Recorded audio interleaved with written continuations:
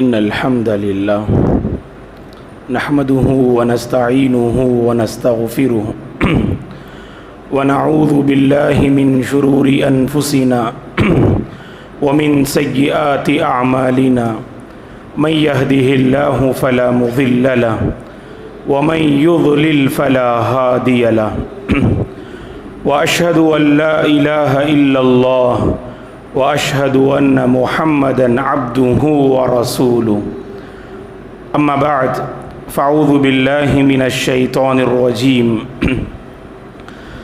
يا أيها الذين آمنوا اتقوا الله حق تقاته ولا تموتن إلا وأنتم مسلمون يا أيها الناس اتقوا ربكم الذي خلقكم من نفس واحدة وخلق منها زوجها وبث منهما رجالا كثيرا ونساء واتقوا الله الذي تساءلون به والأرحام إن الله كان عليكم رقيبا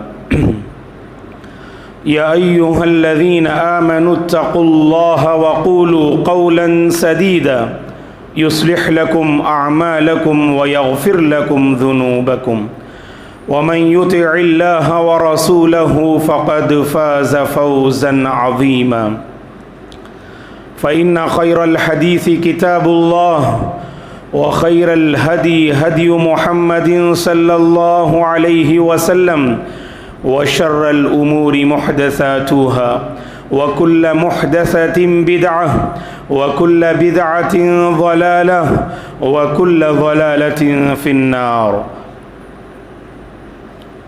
فأعوذ بالله من الشيطان الرجيم وَلَقَدْ خَلَقْنَا الْإِنسَانَ وَنَعْلَمُ مَا تُوَسْوِسُ بِهِ نَفْسُهُ وَنَحْنُ أَقْرَبُ إِلَيْهِ مِنْ حَبْلِ الْوَرِيدِ إِذْ يَتَلَقَّى الْمُتَلَقِّيَانِ عَنِ الْيَمِينِ وَعَنِ الشِّمَالِ قَعِيدٌ مَا يَلْفِظُ مِنْ قَوْلٍ إِلَّا لَدَيْهِ رَقِيبٌ عَتِيدٌ وجاءت سكرة الموت بالحق ذلك ما كنت منه تحيد ونفخ في الصور ذلك يوم الوعيد وجاءت كل نفس معها سائق وشهيد لقد كنت في غفلة من هذا فكشفنا عنك غطاءك فبصرك اليوم حديد وقال قرينه هذا ما لدي عتيد ألقيا في جهنم كل كفار عنيد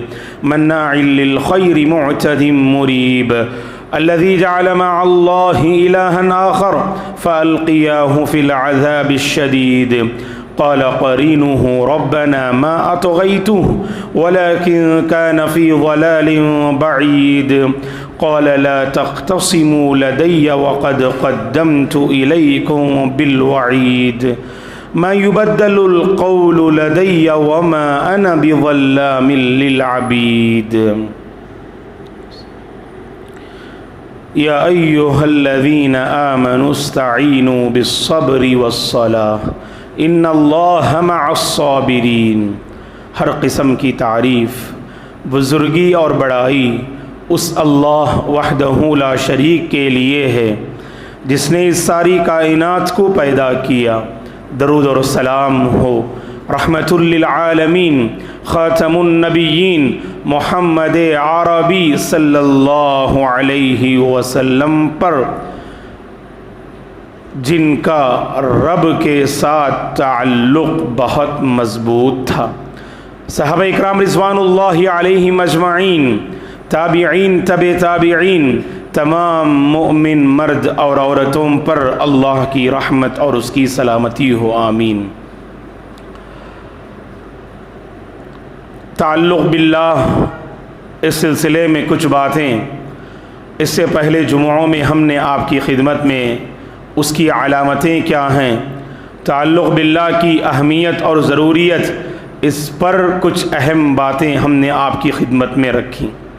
یقیناً ہر مسلمان کو اس پر توجہ دینی چاہیے کہ اس کا رب سے تعلق کیسا ہے، دین کے ساتھ اس کا رشتہ کیسا ہے، اللہ کی بندگی میں اس کا کردار کیا ہے، رب کو منانے میں اس کا کیا کردار ہے، اللہ کو راضی کرنے میں اس کے کیا ایکٹیویٹیز ہیں، زندگی کے صبح اور شام اس کے کیسے گزر رہے ہیں، کیا اللہ کو راضی کرنے یا اللہ کو ناراض کرنے، اللہ کے دین کو اپناتے ہوئے یا دین الہی کو ٹھکراتے ہوئے، رسول کی سنتوں پہ عمل کرتے ہوئے رسول کی سنتوں کی مخالفت کرتے ہوئے، یہ ہر مسلمان کو جائزہ لینا چاہیے۔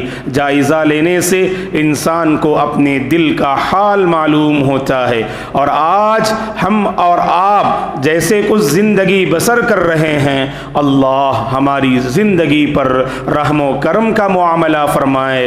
حالات کچھ ایسے ہیں، ماحول کچھ ایسا بنا ہوا ہے، جب آپس میں ملتے ہیں دنیاوی بنیادوں پر ہمارے تعلقات ہوتے ہیں، جب گفتگو ہوتی ہے دنیاوی بنیادوں پہ گفتگو ہوتی ہے، جب تعلقات کے سلسلے کو آگے بڑھاتے ہیں تو دنیاوی فکر لے کر آگے بڑھاتے ہیں، باتیں دنیا کی، تعلقات دنیا کے، معاملات دنیا کے، فکر دنیا کی۔ اگر کمی ہے اللہ کے ساتھ میرے اور آپ کا رشتہ مضبوط کیسے قائم ہو، اللہ کو منائیں کیسے، اپنی دینی حالت کو بہتر بنائیں کیسے، توشہ آخرت تیار کریں کیسے، اور اپنی آخرت کو سنواریں کیسے، اس پر ہم میں سے بہت کم لوگ توجہ دیتے ہیں دوستو۔ تو کہنے کا مقصود یہ ہے، تعلق باللہ میں مضبوطی چاہتے ہیں، اللہ کو منانا چاہتے ہیں، اپنی زندگی میں دینداری لانا چاہتے ہیں، اپنی زندگی میں بندگی کے مظاہر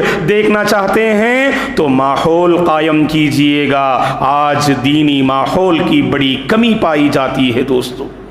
تعلق باللہ کی ایک بہترین علامت یہ ہے کہ آپ اپنا ماحول دینی ماحول بنائیے گا۔ جب بھی گفتگو کریں ایسا نہیں ہے کہ آپ دنیا کو نظر انداز کر دیں، اپنے دنیاوی معاملات کو نظر انداز کر دیں۔ شریعت تو کہتی ہے اپنی دنیا کو بہتر بنائیں، لوگوں کے سامنے ہاتھ نہ پھیلائیں، محنت کریں، مال حلال طریقے سے کمائیں، اپنی دنیا کو خوشگوار بنائیں، لیکن اپنی آخرت نہ بھولنا، اپنی آخرت نہ بھولنا، سفر آخرت کی تیاری اسی دنیا میں کرنا، اپنے رب کے ساتھ تعلق کو مضبوط کرنا، یہ ہر مسلمان پر عائد کردہ بنیادی ذمہ داری ہے دوستو۔ اور جب تک اس حوالے سے ماحول ہم قائم نہ کریں، واللہ دینی بیداری ہماری سوسائٹی میں نہیں آ سکتی ہے۔ دنیاوی معاملات کی بنیاد پر جو بیداری ہے وہ ہر کوئی محسوس کرتا ہے۔ دنیا کے حوالے سے کوئی بندہ قدم آگے بڑھاتا ہے، اگر اس میدان میں قدم کا آگے بڑھنا غلط ہو ہم فکر کرتے ہیں اور اس کی اصلاح کرتے ہیں، لیکن دینی بنیادوں پر کسی کا قدم آگے بڑھتا ہے اور آگے بڑھتے ہوئے اس کا قدم راہ ضلالت کی طرف بڑھ رہا ہے، گمراہی کی طرف آگے بڑھ رہا ہے، اللہ کو ناراض کرنے والی بات اختیار کر رہا ہے، تو ہم نے ایسا ماحول قائم نہ کیا کہ آگے بڑھ کر اس کے قدم کو ہم روک دیں۔ میرے اور آپ کی بنیادی پہچان یہی ہے کہ ہمارے تعلقات دینی بنیادوں پر قائم ہوں، اور اسی کو اللہ تعالیٰ نے خیر امت سے تعبیر کیا قرآن مجید میں، کنتم خیر امہ اخرجت للناس تأمرون بالمعروف وتنہون عن المنکر وتؤمنون باللہ۔ اللہ اکبر، کتنے پیارے اوصاف ہیں اس امت کے، کتنے پیارے اوصاف ہیں اس امت کے۔ اللہ نے کہا کہ تم بہترین امت ہو جو لوگوں کے لیے بپا کی گئی ہو۔ ہم اور آپ لوگوں کے لیے وجود میں اللہ تبارک و تعالیٰ نے ہمیں لے آیا ہے۔ خیر امت کی بنیادی پہچان تأمرون بالمعروف، بھلائی کو لے کر ایک دوسرے کو حکم دینا، بھلائی کو لے کر ایک دوسرے کی فکر کرنا، بھلائی کو لے کر ماحول قائم کرنے کی کوشش کرنا۔ اگر کوئی بندہ راہ بدعت پہ چل رہا ہو، راہ ضلالت پہ چل رہا ہو، راہ کفر و شرک پہ چل رہا ہو، راہ معصیت پہ چل رہا ہو، تو اس کو اس راہ سے نکالنے کی کوشش کرنا، وَتَنْهُونَ عَنِ الْمُنْكَرِ۔ اسی کو دینی ماحول کہتے ہیں کہ جہاں امر بالمعروف اور نہی عن المنکر کا عظیم کردار ہم نبھائیں۔ آپ بتائیے گا دوستو، سب سے زیادہ اسی پہلو میں ہمارے اندر کمزوری پائی جاتی ہے۔ دنیاوی بنیادوں پر ہم ایک دوسرے کے خیرخواہ نظر آتے ہیں، لیکن جب دینی بنیادوں پر ہمارے رشتے قائم ہوتے ہیں تو وہاں ہم ایک دوسرے کو نظر انداز کر دیتے، معروف کو معروف جان کر بھی سامنے والے کو بتاتے نہیں، منکر کو منکر جان کر بھی سامنے والے کو روکنے کی ہم کوشش نہیں کرتے۔ دراصل اس معاملے میں سب سے بڑی آڑ کیا ہے کہ یہ خیر خواہی ہے، کہ دنیاوی بنیادوں پر خیر خواہی قائم ہے، لیکن دینی بنیادوں پر خیر خواہی قائم کرنے کی ضرورت ہے۔ اور یہ خیر خواہی اسی وقت قائم ہوگی جب آپ اپنے بھائی اور بہن کے سلسلے میں وہ اخروی تصور قائم کریں جو اخروی تصور اللہ کے نبی نے صحابہ میں پیدا فرمایا۔ صحابہ کی زندگی پڑھیے آپ، صحابہ کی زندگی کی سب سے بڑی پہچان یہی تھی، سامنے والے کو منکر پر دیکھ کر خاموشی اختیار نہ کرتے، سمجھاتے، بتاتے، رہنمائی کرتے، اپنی تڑپ کو ظاہر کرتے اور سامنے والا منکر سے باز آتا۔ آپ بتائیے گا گھروں میں کتنے منکر پائے جاتے ہیں، اور سب سے بڑا منکر تو جو میرے اور آپ کے گھر میں پایا جاتا ہے، اللہ کی پناہ، اللہ حفاظت کرے، جس پر ہم نے پچھلے جمعہ میں بھی، اس سے پہلے جب ہم حاضر ہوئے اس وقت ہم نے آپ سے کہا تھا کہ تعلق باللہ کی سب سے بڑی علامت اور بندگی کا سب سے بہترین مظہر میرے اور آپ کی زندگی میں نمازوں کی پابندی ہو، نمازوں کو قائم کرنا ہو، نمازوں کو لے کر ایک دوسرے کی فکر کریں۔ اس حوالے سے اپنے ماحول کا جائزہ لیجئے، باپ نمازی تو بیٹا بے نمازی، شوہر نمازی تو بیوی بے نمازی، ماں نمازی تو بچے بے نمازی، بچے نمازی تو باپ بے نمازی، گھر کے بڑے افراد بے نمازی تو بچے نمازی۔ تو دیکھیے گا آپ کہ ہم نے دین کی بنیاد پر اپنے ہی گھر میں ماحول کو قائم کرنے میں ناکام ثابت ہوئے۔ کیا ہمت باپ کے اندر کہ بے نمازی بیٹے کو نمازی بنا دے۔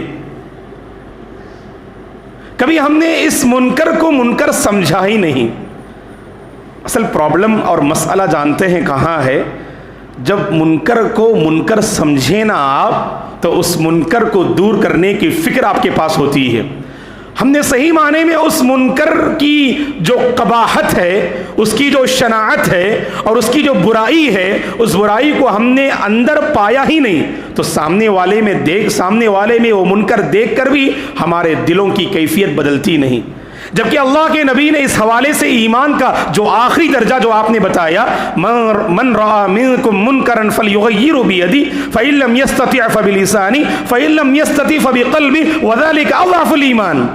ہاتھ سے منکر کو روکنا چاہیے، ہاتھ سے روکنا ممکن نہیں، زبان سے روکا کرو، زبان سے روک نہیں سکتے، کم از کم اس برائی کو برائی سمجھو، آپ اس برائی کو برائی سمجھ کر اس ماحول سے اپنے آپ کو دور رکھنے کی کوشش کرو۔ اور کہا کہ یہ ایمان کا بالکل آخری اور کمزور درجہ ہے۔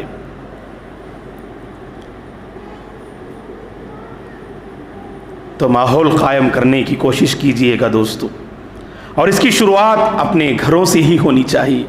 اور اس حوالے سے ایک بات ہم کھل کر کہنا چاہتے ہیں کہ ہماری یہاں مائیں اور بہنیں موجود ہیں، تو محترم خواتین سے ہم گزارش کرتے ہیں کہ دینی ماحول کو قائم کرنے میں آپ کا سپورٹ بہت ضروری ہے۔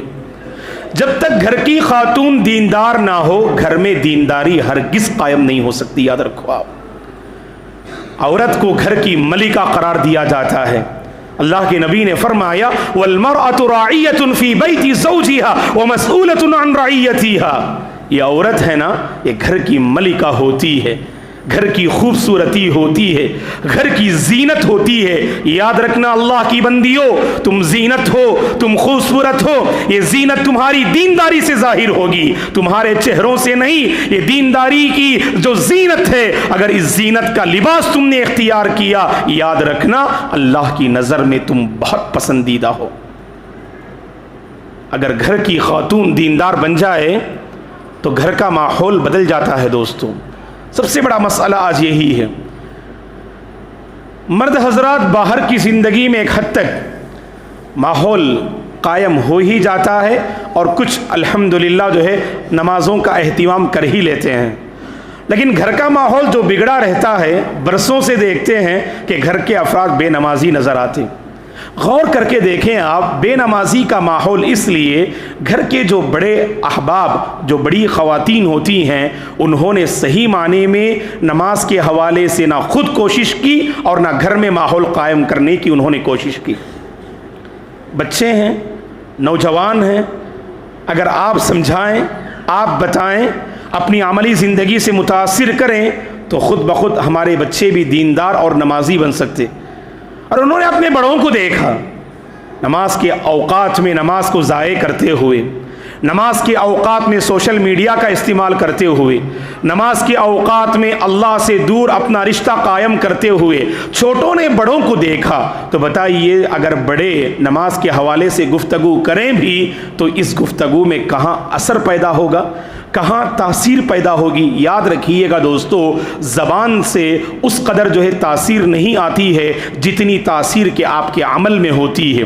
یہ سب سے بڑی خوبی ہے کہ عمل میں جو تاثیر ہے نا، وہ تاثیر آپ کو زبان میں نظر نہیں آئے گی. ہاں، اللہ کے بعض بندے ہیں جو تہجد کے پابند ہوتے ہیں. اہل علم نے کہا جو تہجد کا پابند ہوتا ہے اس کی زبان میں اللہ تاثیر پیدا فرماتے ہیں. ان ناشئۃ اللیل ہی اشد وطئا واقوم قیلا. اللہ نے قرآن مجید میں کہا کہ تہجد کی پابندی سے زبان میں سچائی اور زبان میں تاثیر پیدا ہوتی ہے.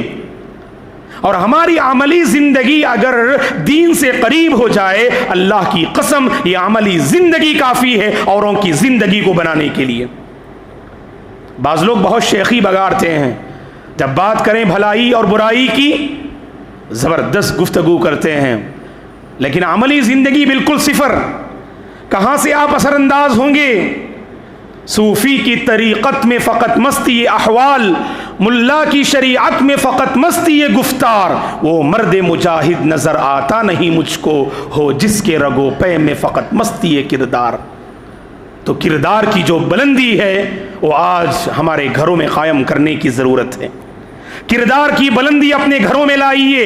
باہر آپ کا کردار یہ اس قدر یاد رکھیے گا قابل تعریف نہیں کہ گھر میں آپ کا کردار ہو، گھر میں آپ کی عملی زندگی سے آپ لوگوں کو متاثر کرے. یہی سب سے بڑا چیلنج ہے دوستو.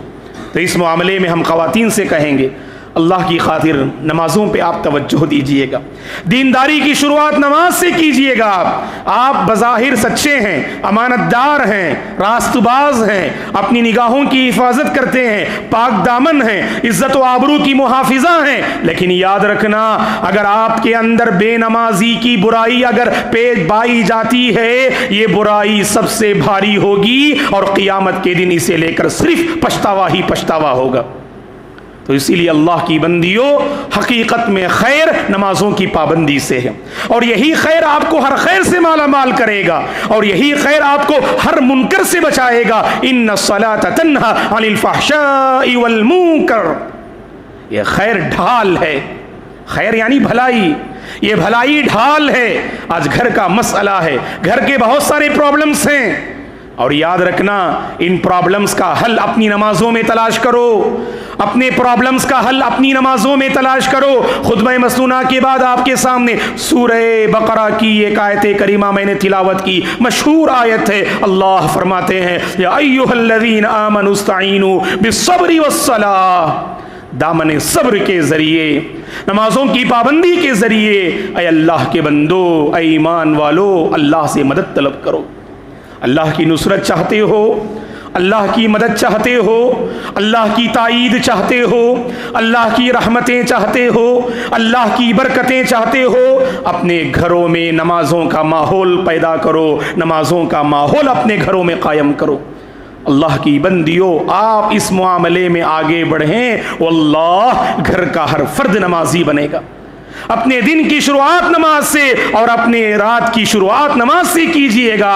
اللہ کی قسم خیر سے مالا مال ہو جائیں گے. اللہ کے ساتھ جو ہمارا تعلق ہے، اس تعلق میں جو کمزوری ہے، یہ کمزوری دور ہو جائے گی. دن کی شروعات نماز سے کہاں ہوتی ہے بتائیے گا؟ اللہ کے نبی نے جو وعدہ کیا، مشہور حدیث ہے، صلی اللہ علیہ وسلم نے فرمایا من صلی الصبح فہو فی ذمۃ اللہ. جس نے نماز فجر کی پابندی کی وہ اللہ کے حفظ و امان میں آتا ہے۔ کتنی عظیم خوشخبری کہ صبح کے موقع پر جب آنکھ کھلتی ہے اٹھ کر آپ رب کو منانے کے لیے کھڑے ہو جائیں۔ جب انسانیت کا ایک بڑا طبقہ سو رہا ہو، اٹھیں آپ، میٹھی نیند کو قربان کرے۔ موسم سرما آ رہا ہے، موسم سرما آ رہا ہے، اور موسم سرما میں امت مسلمہ جس بڑی آزمائش کا سامنا کرتی ہے وہ نماز فجر ہی کی پابندی ہے، معاف کیجیے گا۔ موسم سرما میں اپنی میٹھی نیند کو قربان کرنا اور اٹھ کر اللہ کو منانے کے لیے کھڑا ہونا، ایمان چاہیے، حوصلہ چاہیے، اللہ کی توفیق چاہیے، ایمان میں مضبوطی چاہیے، اللہ کی مدد چاہیے، تبھی آپ اٹھ پائیں گے، اپنے نرم گرم بستر کو چھوڑ کر اللہ کو راضی کرنے کے لیے کھڑے ہو جائیں گے۔ اٹھتے ہیں بہت سارے بندے 4:30 بجے اٹھے، واش روم سے فارغ ہو کے آئے اور آرام کر لیے، اور معلوم ہے کہ وقت کی نزاکت ایسی، اگر آپ اپنے آپ کو بستر کے حوالے کریں تو اٹھ نہ پائیں گے، آپ نماز فجر سے غافل ہو جائیں گے، آپ 8-9 بجے آپ کی آنکھ جو ہے بیدار ہوگی۔ اس کے باوجود جانتے بوجھتے کتنے اللہ کے بندے ہیں جو سو جاتے ہیں رب کو ناراض کرتے ہوئے۔ یہ سونا رب کی ناراضگی کا باعث ہے، یاد رکھو۔ دیر رات سونے کا نتیجہ بھی ہوتا ہے دوستو، آج فطرت سے بغاوت تو ہے ہی آج ہماری زندگی میں۔ جانتے ہیں آپ کی کمزوری، آپ کو 6-7 گھنٹے کی نیند چاہیے اور سوتے ہیں آپ 1-2 بجے، تو اٹھ کیسے پائیں گے آپ اپنی جسمانی کمزوری جانتے ہیں، آپ کے اندر اتنی ہمت نہیں کہ 2 بجے سو کر 5 بجے آپ بیدار ہو جائیں۔ 3 گھنٹے کی نیند آپ کے لیے ناکافی ہے، جانتے بوجھتے آپ اگر 2 بجے 1 بجے سوتے ہیں، مطلب یہ ہے کہ سونے سے پہلے ہی رب سے بغاوت کر کے آپ سو رہے ہیں آپ۔ اور اللہ کے بعض بندے تو اپنے موبائل میں الارم رکھتے ہیں۔ الارم کب؟ 8:30 بجے آپ کو کمپنی میں حاضری دینی ہے تو 7:30 بجے کا الارم ہے، اور رکھتے ہیں کب آپ؟ سونے سے پہلے رکھتے ہیں۔ سونے سے پہلے الارم رکھنے کا مطلب یہ ہے، اے اللہ میں تجھ سے بغاوت کرتے ہوئے میں الارم رکھ رہا ہوں۔ 7:30 بجے پہلے سے ذہن سازی، اللہ کیسے اٹھنے کی توفیق دیں گے بتائیے آپ؟ سونے سے پہلے ہی نافرمانی کی تیاری۔ معاف کیجئے گا دوستو، واللہ کسی کو تکلیف پہنچانا مقصود نہیں، ہم اپنے رب کے ساتھ بڑی بے وفائی کر رہے ہیں، اسے آپ سمجھنے کی کوشش کیجئے گا۔ اپنے دن کی شروعات نماز سے کیجئے گا، آپ کا دن کیسے گزرتا ہے دیکھیے۔ اگر دن میں کوئی آفت کے فیصلے بھی اگر آپ کے حق میں اللہ نے کیا نا، فَهُوَ فِي ذِمَّةِ اللَّهِ، یہ نبی کا وعدہ ہے، اللہ کے حفظ و امان میں ہوں گے۔ ہو سکتا ہے کہ اس دن میں آپ کے ساتھ کوئی آفت کا معاملہ تھا، یہ نماز فجر کی پابندی ایک ڈھال ہے، اور اس آفت سے اللہ تعالیٰ آپ کو بچائیں گے۔ خیر ہی خیر، برکت ہی برکت، معمولی پیسے لیکن برکت کے فیصلے۔ اپنے آپ کو پہچاننے کی کوشش کیجئے گا دوستو، اور یہ ماحول تقریباً عام ہے، سمجھ لیجیے۔ بہت کم گھرانے ایسے ہیں جہاں 4:45 4:30 بجے الارم کی آواز بجتی ہو۔ بہت سارے گھرانے ایسے ہیں جہاں 7 ساڑھے 7 بجے الارم کی آواز تو آپ کو نظر آئے سنائی دے گی۔ یہ الارم کی آواز بتاتی ہے پہلے سے نافرمانی کی پلاننگ ہو چکی۔ اسی لیے دوستو ماحول قائم کیجئے گا، یہ زندگی بڑی مختصر ہے، رب کو راضی کرنا یہ میرے اور آپ کی ذمہ داری ہے، اور اس کی شروعات نماز فجر سے کیجئے۔ اور وہ حدیث بھی آپ جانتے ہیں، اللہ کے نبی نے فرمایا اثقل الصلاة علی المنافقین صلاة الفجر و صلاة العشاء ولو يعلمون ما فیہما لاتوہما ولو حبوا۔ اللہ کے نبی نے فرمایا منافقین کی زندگی پڑھو تو تمہیں پتا چلے گا، یہ منافقین جو ہیں جو اپنے دلوں میں کفر کو چھپاتے ہیں اور سامنے مسلمان ہونے کا اظہار کرتے ہیں، ان منافقین کی ایک اہم علامت یہ ہے کہ ان پر نماز فجر اور نماز عشاء بہت بھاری ہوگی، عمل کرنا ہی مشکل۔ لیکن اللہ نے اتنا اجر رکھا ہے نماز فجر میں اور نماز عشاء میں. اگر منافقین کو معلوم ہو جائے اللہ نے جو اجر رکھا ہے نماز فجر پڑھنے سے, نماز عشاء پڑھنے سے جو اجر ہمیں ملے گا, اگر معلوم ہو جائے منافقین کو چلنا نہیں آ رہا ہے, چلنا نہیں آ رہا ہے, تو اپنے سرین کے بل ہی صحیح گھسیٹتے ہوئے اپنے آپ کو زمین سے رگڑتے ہوئے مسجد میں آئیں گے اور نماز فجر اور نماز عشاء کی پابندی کریں گے تاکہ وہ اجر و ثواب ہمیں مل جائے. اتنا عظیم اجر اللہ نے رکھا ہے. وہ کیا اجر ہے اللہ کے نبی نے بتایا نہیں. اسی لیے دوستو, دینی ماحول کی سب سے بڑی علامت نمازوں کی پابندی ہے. یہاں جو خواتین بیٹھی ہوئی ہیں, ہم آپ سے گزارش کرتے ہیں کہ آپ اس مسئلے پر خصوصی توجہ دیجیے گا. معاف کیجیے گا کہ خواتین عموماً یہ سمجھتی ہیں کہ نماز مغرب کی پابندی کر لینا یہ مسلمان کی پہچان ہے. اور میں کھل کر کہتا ہوں کہ ہماری بستی پرنمبٹ میں آپ دیکھ لیجیے گا, مغرب کے موقع پر تقریباً اللہ کے بندے اور بندیاں الحمدللہ نماز مغرب کی تو پابندی کرتے ہی ہیں. پورا بازار تقریباً آپ کو خالی نظر آئے گا اور ہر کوئی الحمدللہ مغرب کی اذان جیسی کانوں سے ٹکراتی ہے اپنے آپ کو نماز کی تیاری میں مصروف کرتے ہوئے مسجد کا رخ کرتے. اللہ رحم کرے, اللہ سلامت رکھے آپ کو, اس نیکی کی قبول فرمائے. یہ جذبہ بقیہ نمازوں میں کیوں نظر نہیں آتا؟ اور گھر کی خواتین بھی دیکھ لیجئے گا آپ کہ مغرب کے موقع پر گھر کو روشن کرتے ہیں اپنے چراغوں کے ذریعے. جانتے ہیں آپ کہ مغرب کے موقع پر ہمارے گھر اس لیے روشن ہو رہے ہیں کیونکہ حقیقت میں آپ مغرب کی آپ پابندی کر رہے ہیں. کیا ہی بہتر ہوتا آپ 5 وقتہ نمازوں کی پابندی کریں, آپ کی زندگی روشن, آپ کا گھر روشن, آپ کے بچے روشن, اور آپ کا فیوچر روشن, اور آپ کا ہر مسئلہ حل ہوگا انہی 5 وقتہ نمازوں کی پابندی سے. تعلق باللہ, اللہ کے ساتھ تعلق کی یہ سب سے بڑی علامت ہے دوستو. چلیے اٹھنے سے پہلے اللہ کے دربار میں ہم بیٹھے ہیں, یہ عہد کر کے اٹھتے ہیں کہ اس کے بعد ہماری زندگی میں اگر کوئی سب سے اہم بات ہوگی یہی نماز ہے. نماز کو سب سے پہلا مقام دو آپ, ورنہ ہمارا حال کیا ہے؟ نماز ہماری زندگی میں سب سے آخری پوزیشن میں ہے. موقع ملا تو پڑھ لیا, معمولی بہانہ آیا تو اگر کوئی چیز قربان ہوتی ہے, میرے اور آپ کی خواہش قربان نہیں ہوتی, میرے اور آپ کی خواہش قربان نہیں ہوتی, میرے اور آپ کا مال قربان نہیں ہوتا. اگر کوئی چیز قربان ہوتی ہے صرف نماز قربان ہوتی ہے. دوست, نمازوں کو قربان نہ کرو اس فنا ہونے والی لذت کی خاطر. اپنی نمازوں کی حفاظت کرو, اپنی نمازوں کی حفاظت کرو. دوستو, ہماری ہر چیز قربان, یہ ہمارے لیے برداشت, لیکن ہماری دینداری ہم سے قربان ہو جائے, ہم سے رخصت ہو جائے, یہ کبھی ہم برداشت نہیں کریں گے. اسی نیت سے اٹھیں گے انشاءاللہ ہم. عہد کیجیے. دیکھیے دوستو, میں نے کہا نا آپ الارم رکھتے ہیں 7:30 بجے کا, تو مطلب یہ کہ پہلے سے تیاری ہو گئی آپ کی, اٹھنا نہیں ہے. پھر اللہ تعالیٰ بیدار کیسے کریں گے آپ کو؟ رات میں سونے سے پہلے فجر کی نماز کی فکر کرتے ہوئے سوئیے. ہماری طبیعت ایسی ہے نا, جو فکر ہم کرتے ہیں راستے وہ خود بخود ہموار ہوتے ہمارے لیے.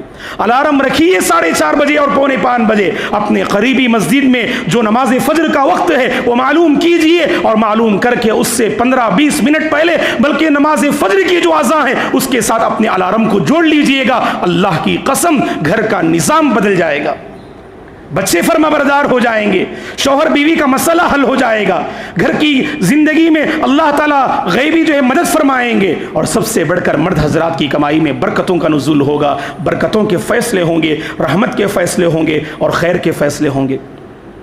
اللہ سے ہماری دعا ہے اللہ تعالیٰ مجھے اور آپ کو نمازی بنا دے, 5 وقتہ نمازوں کی پابندی کرنے کی اللہ مجھے اور آپ کو توفیق عطا فرمائے.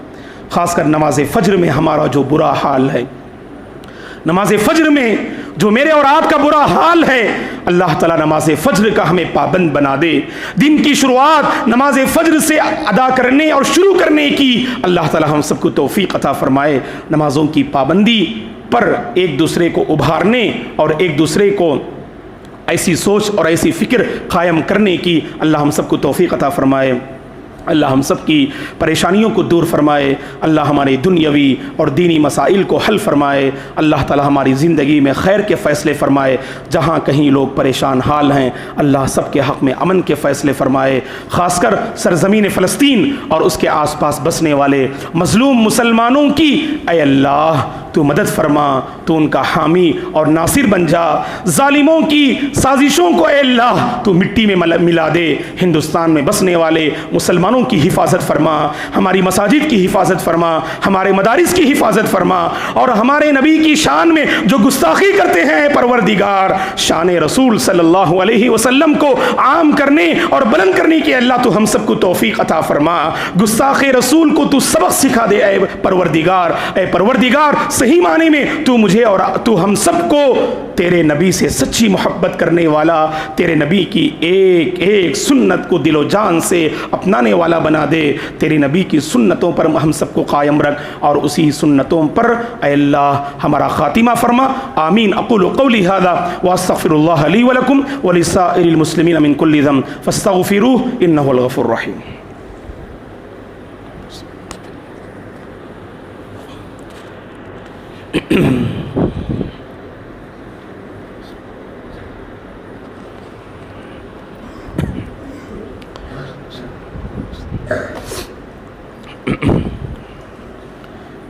ان الحمد للہ نحمده ونستعینه ونستغفره ونعوذ باللہ من شرور انفسنا ومن سیئات اعمالنا من يهده الله فلا مضل له ومن يضلل فلا هادي له واشهد ان لا اله الا الله واشهد ان محمدا عبده ورسوله اما بعد فاعوذ باللہ من الشیطان الرجیم ان اللہ وملائکتہ یصلون علی النبی یا ایھا الذین آمنوا صلوا علیہ وسلموا تسلیما اللہم صل علی محمد وعلی آل محمد کما صلیت علی ابراہیم وعلی آل ابراہیم انک حمید مجید اللہم بارک علی محمد وعلی آل محمد کما بارکت علی ابراہیم وعلی آل ابراہیم انک حمید مجید اللہم اعز الاسلام والمسلمین واذل الشرک والمشرکین اللہم بارک لنا فیما رزقتنا اللہم بارک لنا فی حیاتنا اللہم بارک لنا فی اعمالنا اللہم آتی نفوسنا تقواها وزکیها انت خیر من زکاها انت ولیها